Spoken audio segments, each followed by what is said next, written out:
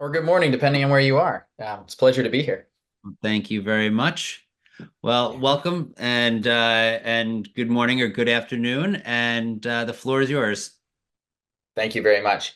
So, good morning, everyone. Let me get my screen all shared, and then I will get the party started.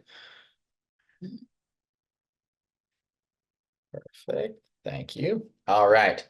So, today I'm going to be discussing training ourselves younger. We all want to age better. We all want to age healthier. There's the crucial metric of health span versus just lifespan.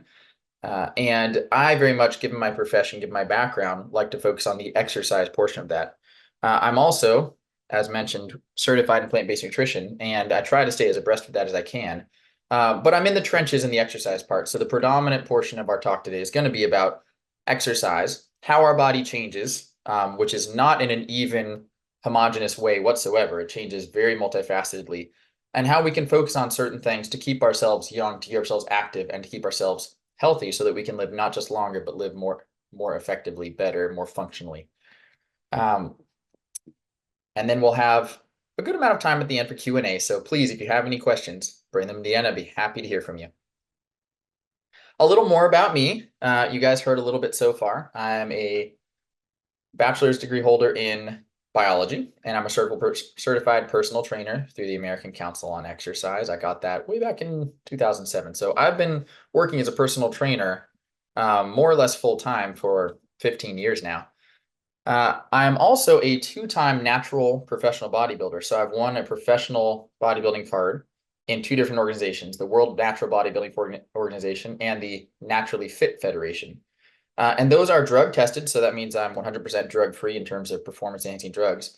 But those are with the general population, so that's competing against omnivores, and I've been a vegan since 2007 as well. So I like to say that's a good credential for veganism right there. It shows you that it has not been a hindrance, and I would argue that it's been an advantage to be on a plant-based diet as a natural bodybuilder.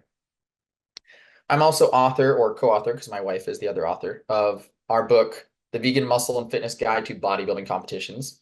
That's very much a nuts and bolts how-to manual if you're looking to really learn a lot of details about training and nutrition to get your physique to the next level, whether or not you plan on stepping on stage. It's a very detailed guide that will help you, if you're an in the weeds kind of individual, it will give you a step-by-step program to follow to get your physique to that next level on a plant-based diet. I'm also the owner and the head trainer at Richmond, Virginia's only plant-based gym. We live here in Richmond, Virginia. It's Root Force Personal Training. That's where I just spent the last 8 hours training clients. So forgive me if I'm a little tired. But we are a training gym. So it's a small personal training studio one-on-one. And not all of our clients are vegan, but all of our trainers are vegan. And we do try to share as much as we can about the benefits of a plant-based lifestyle with our clients and help everyone take that step to be slightly more plant-based over time. You can find out more about me or what we do on social media at veganmuscleandfitness.com or at our website, veganmuscleandfitness.com. And that's also where you can pick up our ebook if you're so interested. So what are we going to talk about today? Training ourselves younger is kind of a broad idea. That's one of the reasons a lot of us, especially as we start to get older, exercise and keep an exercise habit. But more specifically, we're going to talk about the different systems of the body, different organizations of tissues, different organizations of organs, and how they age at different rates. It's very nonlinear. It's very much dependent on the type of cells and how we use them, and also very much dependent on our lifestyle. Given that they age at different rates, which of these deteriorate most quickly? It begs the question, okay, so what are we losing the fastest? And the following question from that is, what can we do about it? If we prioritize the muscular or the body systems that we're losing the fastest, it's going to make sense. That's going to make our body as a whole function better for longer. I'm going to list my resources if you care to do any more reading, and then we'll have Q&A at the end. Want to point your eyes towards the picture of myself and my lovely wife there as well, showing that a plant-based diet does work for building muscle in women as well as men, because I think she looks great, and I try to look great too. All right, so when it comes to aging, not all systems of the body are equal. It's not even close, really. It's pretty fascinating if you start to dive into this. So if we were to look at a broad spectrum of what systems, on average, in most individuals will age the most slowly, it's going to be the central nervous system. That's your brain, your spinal cord, etc. Um, and there are a lot of reasons for this, but your brain actually ages very slowly, which is a good thing because it's the top of the list of things I don't want to have suffer from aging. We want our minds to be sharp. We want our minds to be functional, and we want to be able to think clearly as long as possible. So this is good news. But some of the reasons our central nervous system ages so slowly compared to most of the rest of our body, there's two major ones. One is there's a very slow turnover of cells. Our neurons divide and form daughter cells very slowly. And this is a good thing in terms of aging because when there's damage, when there's mistakes, there's more time to repair those mistakes before they're copied. When cells are dividing really, really rapidly and they have a mistake, there's not always a chance to correct that mistake before it is then copied, and all the subsequent daughter cells now have that mistake ingrained into their genetic material. So the slow division rate of the central nervous system is a big advantage in terms of aging. The other one is it's very protected. Our spinal column goes through our vertebrae. Our brain is inside of our skull. So it's very, very protected. Our brain is also behind the blood-brain barrier. So it's protected from a lot of waste metabolites, a lot of hazardous chemicals that might enter our bloodstream. So we keep our brain very safe. It doesn't have a lot of repair to do. So there again is less opportunities for mistakes, less opportunities for damage, stress, wear, and tear. And that means our brain is going to last longer, just like anything else would out in the world. If you take care of it and protect it, it's not going to wear out as quickly. Now, other end of the spectrum, we have our central nervous system ages very, very slowly compared to the rest of our body. The integumentary system, forgive me if I'm mispronouncing that, I think that's how you say it, our skin, basically the coating of our body, the largest organ in our body, unless you're an in-shape competitive bodybuilder with a lot of lean mass. The integumentary system ages the most rapidly. And the reasons are exactly the same as the central nervous system aging slowly. One is very, very fast cell turnover rate. Our skin is always producing new cells because we're constantly scraping them off, damaging them, whatever. And we constantly have to have a fresh supply of skin cells in order to keep the whole organ functioning and keeping the outside out and the inside in. That's the job of the skin. And so that fast turnover rate means that any damage to the DNA, any mistakes made, can more easily be cemented into our genetic material when the cells divide and form daughter cells. So we have a shorter window in order to repair those damages before they become permanent changes. The other thing is our skin is the opposite of the safe, sheltered brain. If you picture our brain inside this skull with this blood-brain barrier, very, very defended from any sort of damage, our skin is out there. It is the shield. So all day long, UV radiation, scrapes, burns, bruises, frostbite, any kind of dangerous chemicals, chlorine in a swimming pool, you name it, go down the list. Our skin is taking a battering and a bruising all day, every day. So of course it's going to age quickly. And that means that these damages and these genetic shifts can then be cemented into those dividing cells that are dividing so rapidly. However, all this is subject to lifestyle changes. If you pamper your skin, if you make sure not to go out in the sun too much, if you eat a very healthy diet and keep lots of antioxidants in, everything will age more slowly, including your skin. But those are opposite ends of the spectrum. If we look at parts of our body that age very, very slowly, parts of our body that age more quickly, the central nervous system and the skin are opposite ends of that spectrum. The digestive system, if we're looking for something that fell probably right in the middle, it would tend to be the digestive system. Again, it depends on your diet plays a much bigger role in how fast your digestive system aids. But what this all should illustrate to you is that it's not just the numbers on the calendar.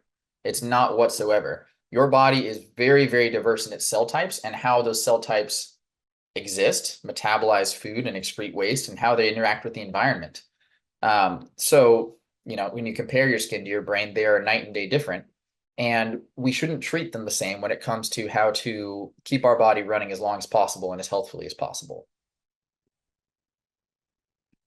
Now, what do we lose the fastest? I just mentioned the integumentary system. Second place only to that, second place only to our skin, is our musculoskeletal system.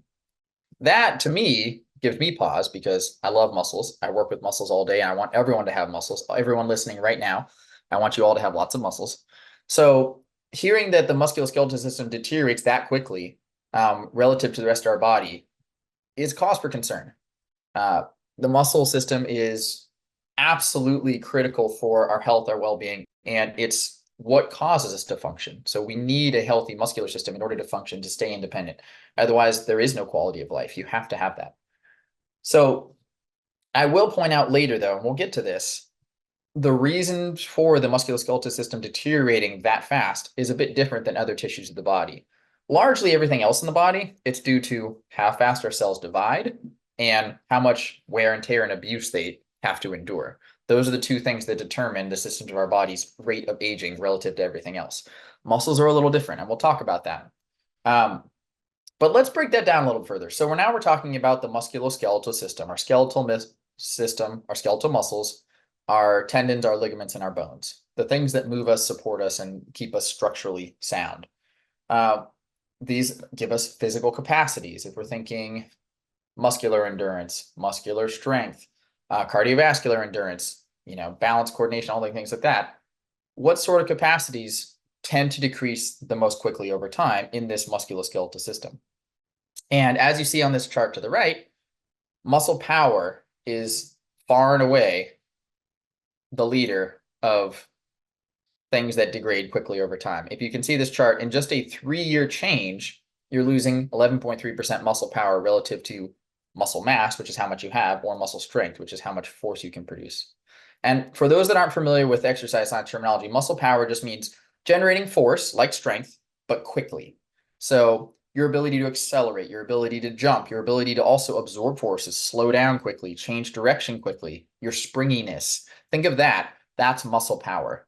And it shouldn't come as any surprise intuitively that that decreases quickly, because you look at a young athlete on like a high school sports team, they have a lot of muscle power. They're springy, they're agile, they're quick, they can jump. And that intuitively is one of the first things that you start to lose as you get older. You don't feel as springy, you don't feel as quick. You don't see a lot of 30-somethings on a playground sprinting around playing tag like you do with children. So muscle power is something that absolutely deteriorates quickly. The second, if we're talking about physical capacities now and not tissues of the body, but the things we are able to do and measure, the second fastest capacity to degrade is balance. So balance, easy way to test that is how long can you stand on one foot? And that goes down markedly after even just our third decade, but especially after our fifth decade, into our 50s and beyond. Balance tends to decrease very rapidly. And that should be a concern. I think a lot of us out there are familiar with the fact that danger from falling is absolutely serious, especially the older you get. When you get above 65, 70 years old, taking a serious fall can have as bad of a lifespan diagnostic as a cancer diagnosis. It's a very bad sign for our long-term health if we are not able to keep our balance and if we are at risk of falling. So balance is the second fastest physical capacity to degrade. Muscle strength comes in third. So muscle strength is a component of muscle power, so they're very much related, but muscle power, I would argue, is more diagnostic and more important. So something you want to look at this chart I kept to the left is muscle power decreasing the most rapidly, and then muscle strength, and then muscle mass. So the three kind of ways, if you want to look about your musculoskeletal system. The two very much correlate with the third. So if your muscle power is decreasing quickly, if your muscle strength is decreasing quickly, you're also going to be the person who loses the most muscle mass. And I would argue balance fits in that as well. So don't look at these as separate. They're all part of that same tide that is lowering or raising all the boats in the harbor, so to speak. And since power is the one that decreases the most rapidly, that's the one we can look at that gives us a good diagnostic of how we are doing for everything else. All right. Talking a little bit more about muscle mass, which is how much muscle we have on our body. We don't lose this evenly either. It's not, equal amount of shoulder or equal amount of muscle loss from my arms and my legs and my trunk as an even layer over time. It very much depends varies based on which muscle we're talking about. So you can see this chart to the right. This is over a 50-year time period, and they average these. And then we're looking at muscles of the arm, trunk, thigh, lower leg. The lower down those gray bars drop, the more muscle was lost per that period of time. between 25 years old and 75 years old. So we can see right away a couple of muscles stand out. In the trunk, the psoas, which is a hip flexor, and in the thigh, the quadricep. We can also look at the lower leg. The one that stands out is the dorsiflexor muscles, like the calf. And if you look on the lower level, it's breaking down some muscles of the leg, the hamstring, the quad, and the lower muscles of the shin. The rectus femoris, by far, 33% loss in that period of time, which is the upper quadricep muscle, which is also a hip flexor, just like the psoas in the trunk. And then the gastrocnemius in the foot has a big drop. But what we're seeing here very clearly is the fastest muscle loss over time occurs in the hips and the thighs compared to all the rest of the body. Now, that should cause a lot of concern because intuitively, we stand on our legs all day. Our hips are the basis of our core. They're the foundation of our core that our trunk, our spine, our shoulders, and everything sits on top of. If those are deteriorating the most rapidly, that's very bad news for our physical function. These are muscles that we require to do everything. They're the foundation of our building. So if we're losing those the fastest, that means we're losing our muscles that are primary movers and stabilizers the fastest, which means our physical function is going to decrease rapidly. And I would say this is not by accident. This is absolutely, there's a reason for this. And we'll go into that a little more, but it should cause you some concern when you see that different rates of muscles like this are decreasing at different rates, or sorry, different muscle groups are decreasing at different rates. It should definitely cause some concern. The flip side of that, though, the nice thing is it gives us areas to focus on. And that's why I like to bring up this whole overarching topic of the body aging at different rates and deteriorating or changing at different rates in different places, is that allows us to focus. It's not just one whole job. We can prioritize things based on, okay, what is going to have the biggest return on investment of our time and what's going to, stave off these age-related changes the longest. So why this discrepancy in muscles? I mentioned there's a reason for this. This chart from the right here is from that same study analyzing changes in muscle loss in different muscle groups over time, but it's looking at the types of muscle fibers within these muscles that we are measuring their change of over that 50-year time period. And in case you're not familiar, there's more than two, but there are roughly two types of muscle fibers in any given muscle. If I were to take my bicep, my chest muscle, my thigh muscle, whatever, you have type 1 type fibers, which are slow twitch. They're better for endurance. They're better for doing lots and lots and lots of repetitions at low load. And there's fast twitch muscle fibers. These are bigger, stronger muscle fibers. They're much better suited to lifting heavy things or, no surprise there, fast contractions, given the name fast twitch. They're better for accelerating explosive movements. Given what we saw above, that power is by far the most rapidly declining physical capacity in our bodies as we age, it shouldn't be that surprising that the muscles that are losing size the fastest over this 50-year period of the study are the ones that have the highest percentage of fast twitch muscle fibers. So if we look in the Y column here going down, this is the change in size. So the muscles that are lower down are losing the most mass over time. And in the X column, that's type 2 muscle fibers. That's the percentage. So the farther right you go, the more of a proportion of fast twitch muscle fibers these muscle groups have. Now down there at the very bottom, if you follow that diagonal trend line to these different points, you see that little circle, that's the quadricep. So those thigh muscles have a lot of fast twitch fibers. They're good for explosive movement, for jumping, for running, things like that. And they are losing muscle the fastest. And we saw that on that previous chart as well. This causes, again, this causes me alarm, but it's also very noteworthy. It's these most athletic, most powerful muscle fiber types are preferentially losing muscle mass over time.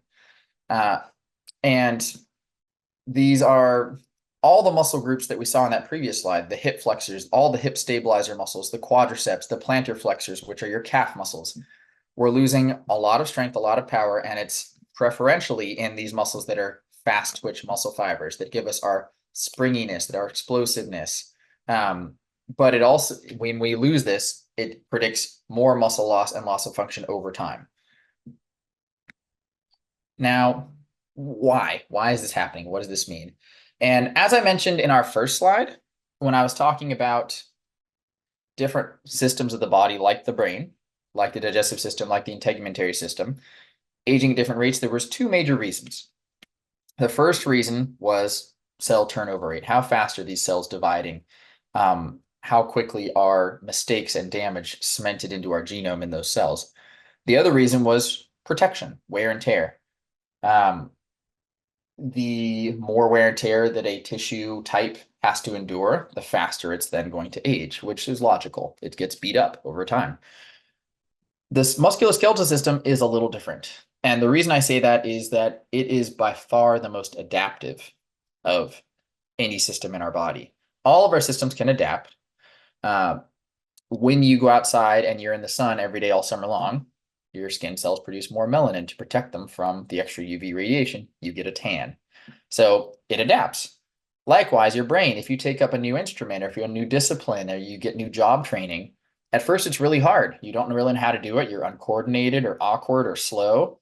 But as you make new connections with your neurons and as you practice and practice and practice and repeat, your brain reorganizes its structure and you get more proficient at those tasks. So all of our body systems adapt. But our musculoskeletal system can dramatically change. If you look at an endurance athlete, someone who runs marathons, compared to a professional Olympic weightlifter, their musculoskeletal system is dramatically different. You could take those individuals and then switch sports, and in 5 years, their bodies would shift towards those new activities and be dramatically different. Their force production, their proportion of fast twitch and slow twitch muscle fibers, their bone density, all that would have radical changes. There's no other system in the body that can make that kind of a dynamic change over and over again in any direction you want based on your regular activity levels. So essentially, the musculoskeletal system is operating on its third capacity when it comes to aging of use it or lose it. And we've all heard this before. This is one of the oldest adages in the world, but it is so absolutely true. More than any other body system, the musculoskeletal system is adaptive. It will change based on the things we regularly do. That means that these fast twitch muscle fibers that we're losing the most quickly in our thighs, in our hips, in our calves, this ability to be springy, to be explosive, to generate forces quickly and absorb forces when we have any kind of impact or have to change direction, they're diminishing rapidly because we don't use them. I mentioned you don't see a lot of people above the age of 30, I would argue of the age of 15, even playing tag on a playground. You never see it. Tag is a great game. You're sprinting, you're changing direction, you're dodging around obstacles. You speed up, you slow down over and over and over again. It's fantastic. And I would argue that kids have this instinct to play games like this because they're building their physical capacities, just like you see animals play. Kittens like to pounce on yarn because they're learning hunting skills. Humans like to play tag, hide and seek, and all this because our bodies know, our instincts know we're building the skills, abilities, and the muscle tissues and the bone density and the neural connections to have a functional body and to survive in our ecosystem, which is a little different than it used to be. But that's not necessarily part of this discussion.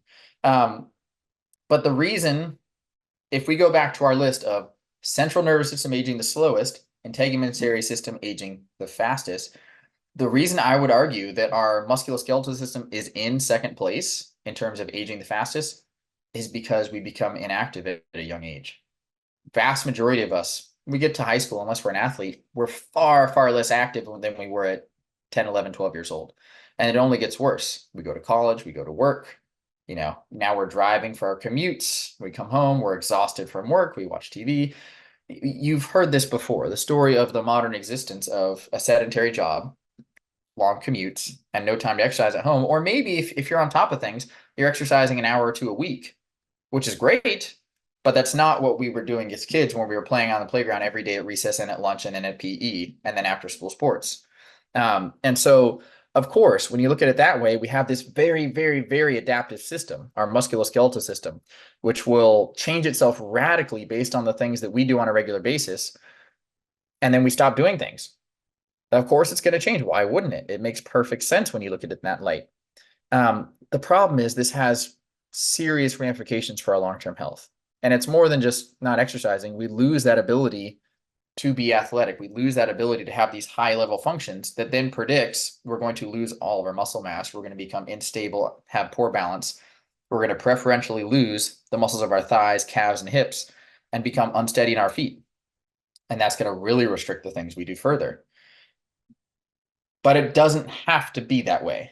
The great thing about having an adaptive system like the musculoskeletal system is you can change the course of that aging trajectory at any time. It's very, very adaptive. And so that works for you. It works on the one hand, if you're not doing anything, it's going to degrade quickly because that's what it does. But on the other hand, if you start doing things, it will adapt and you will improve quickly.